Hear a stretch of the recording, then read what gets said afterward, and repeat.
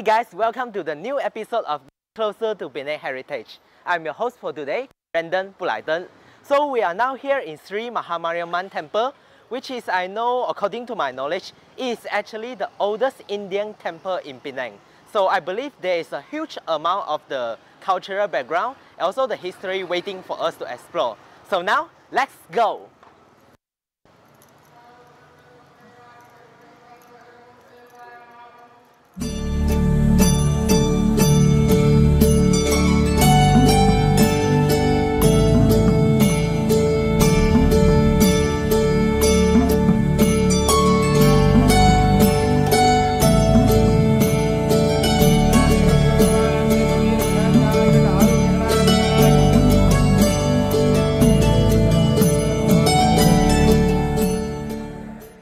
My name is Kumareson Darmalingam. Right?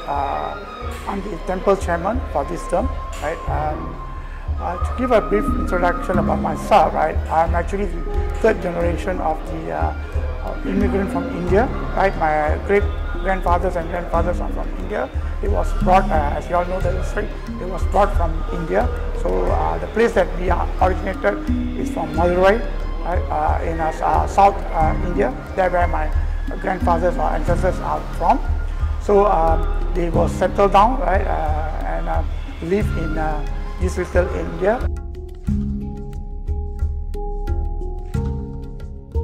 So the Sri Mahamariamman is actually referring to the goddess Mariamman, or we call it the eldest god of Mariamman, because we have varieties of God's name, which is referring to a deity Mariamman, which is a lady, a god that we worship to.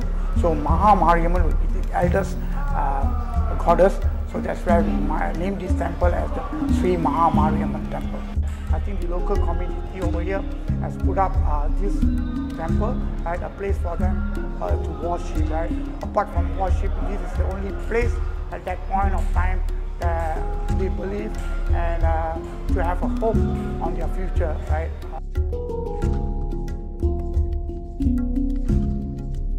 The activity of setup was started on 1801 after the land was granted by the British rulers at that point of time. So the temple was started with a simple shrine, that is Mahamariamman, and then in 1833 it was officialized as a full temple, and there where it was recorded as a temple was established in 1833. So that's the background of where we started and we established.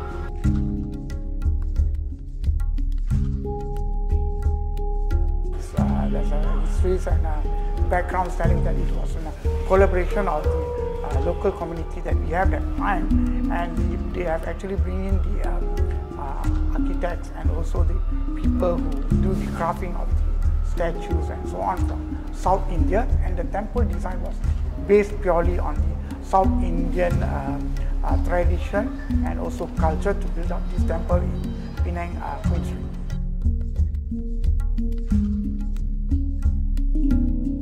The temple was officially granted with a heritage site in 2008. Same year with Georgetown awarded as a heritage status as well.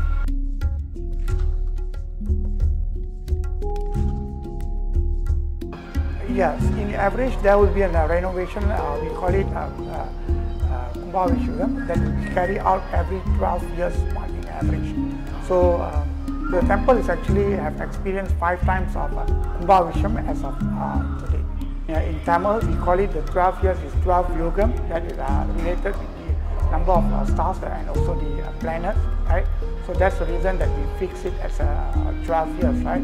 And also on the 12 years, why we do it, right?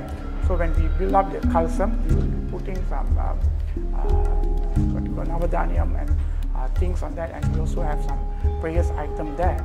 So it's like recharging, right? In a layman term, we can like to recharge it back, right? Or to refurbish it, we take these 12 and conjunction with these 12 yugam that we have, that counts for 12 years. So that is a simple explanation why we fix it at 12 years once we do the Kumareson.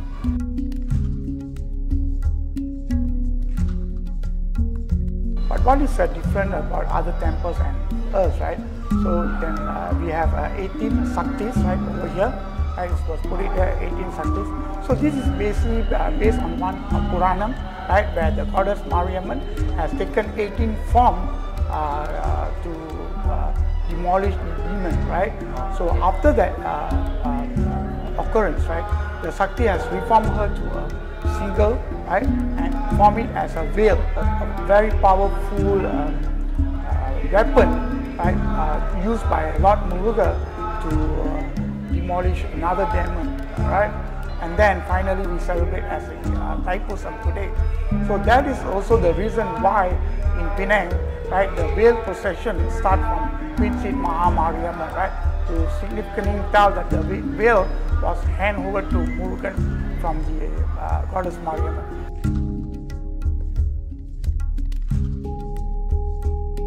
We have total about 9 deities here, right?